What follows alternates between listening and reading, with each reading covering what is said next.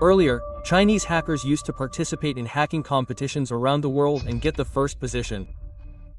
But after 2017, their presence suddenly disappeared. At first, no one understood why Chinese hackers were not participating. But then in 2019, an incident happened which exposed the dangerous plan of China. Nazarene, in March 2017, a group of hackers from China went to Vancouver, a city in Canada.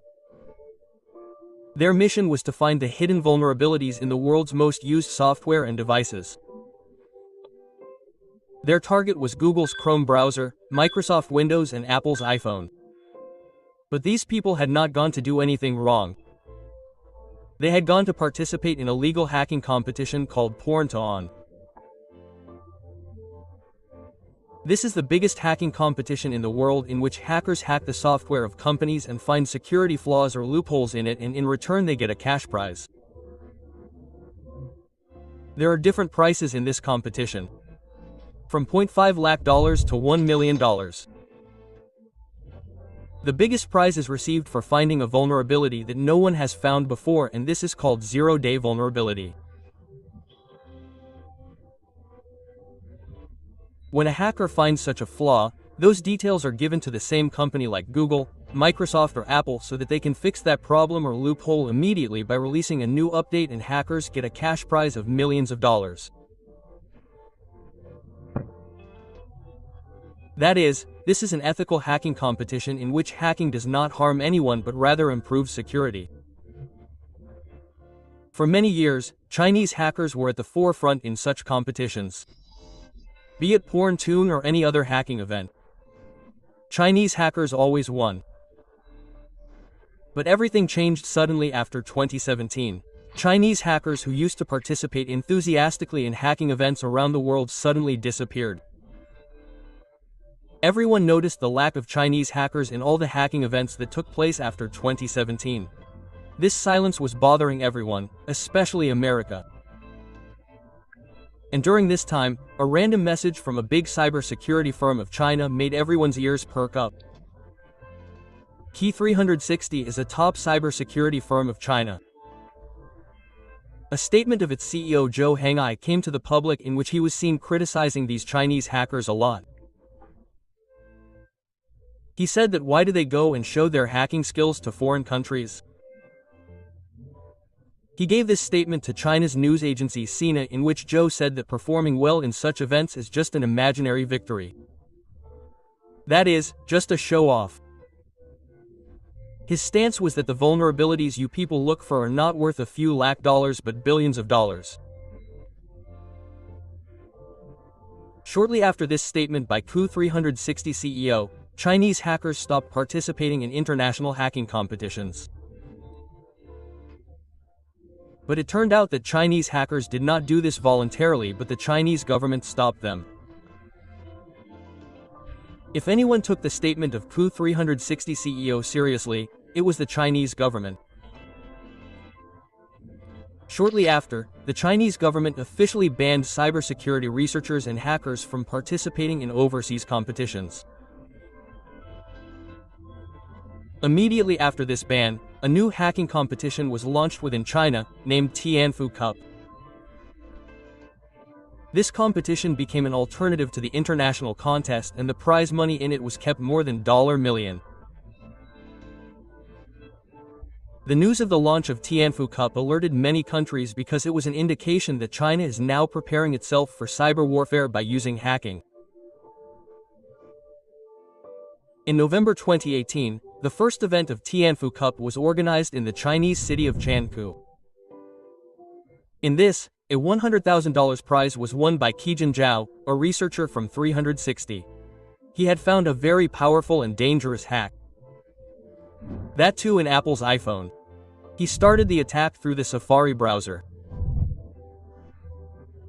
Then he found a loophole in the iPhone's core system, and then through this flaw, he was able to remotely control any iPhone by just opening a web page.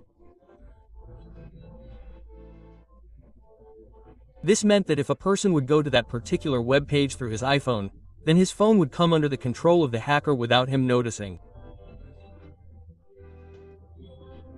Kijun named this exploit as Chaos, and this name was absolutely perfect because this hack was going to become a problem for cyber experts around the world in the next few months. The difference between China's Tianfu Cup and Canada's Porn2On was that they used to find the hack and give it directly to the company. But Tianfu Cup did this but through the Chinese government. The Chinese government bound him that whatever hack is found in Tianfu Cup will not be given directly to the company. Rather, it will first be given to the Chinese government and then the government will itself deliver it to the company. And the real destruction was to happen in the meantime. This was a hack that if sold in the black market could fetch millions of dollars and could be used by criminals or governments to spy on thousands of people. After 2 months, in January 2019, Apple released an update in which the flaw that Kijun had found was silently fixed. But the real surprise came in August 2019, i.e. after 7 months.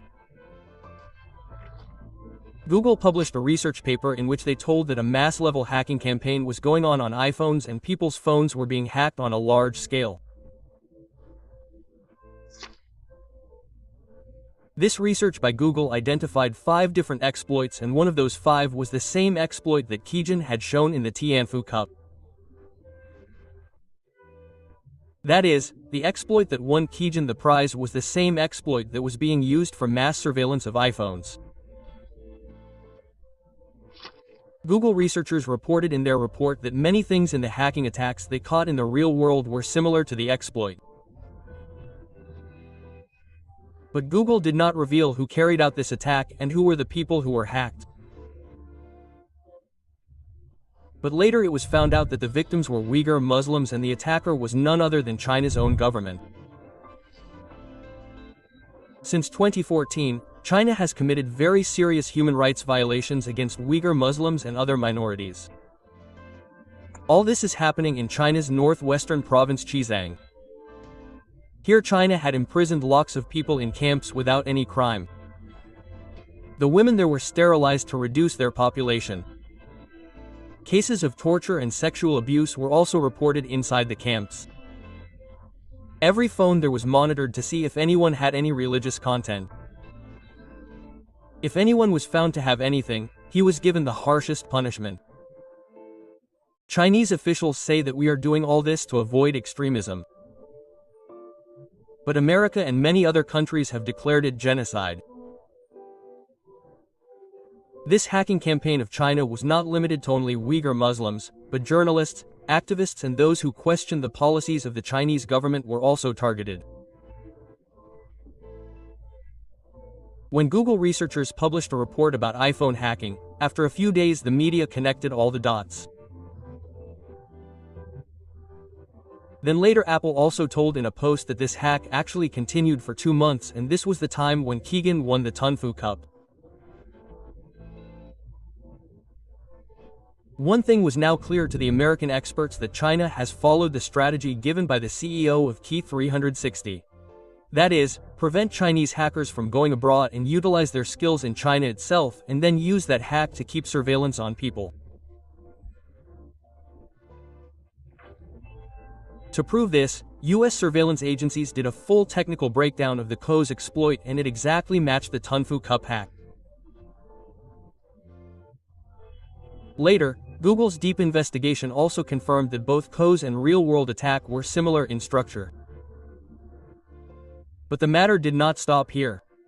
In February 2024, some data was leaked on the code-sharing website GitHub.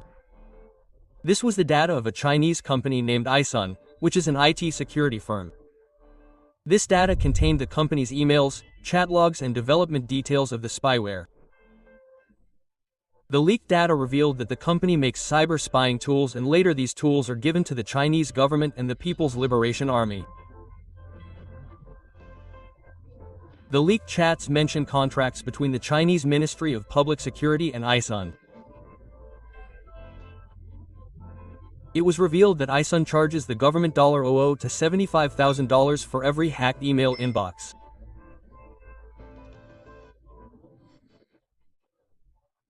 Today, the Tunfu Cup has entered its 8th year and is being sponsored by China's biggest tech giants like 4facts, Alibaba Pay and Chew360. But now American officials are very concerned because the people and companies involved in this competition are seen to have links with the Chinese military. 4facts is a Beijing-based company that organizes the Tunfu Cup.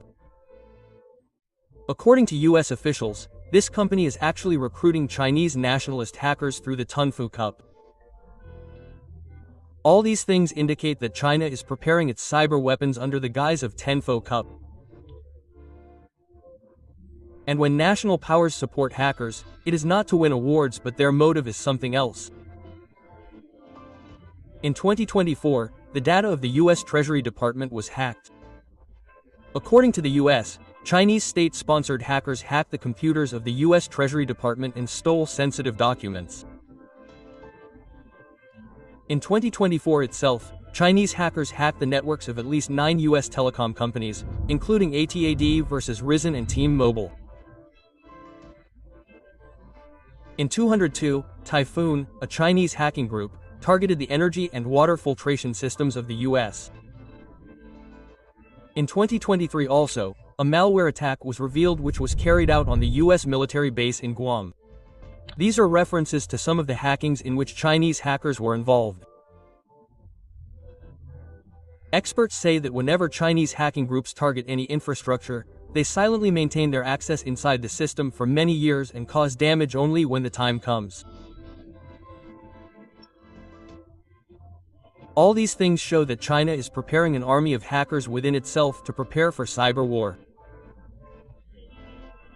A war in which not a missile but only code can bring the whole country to its knees.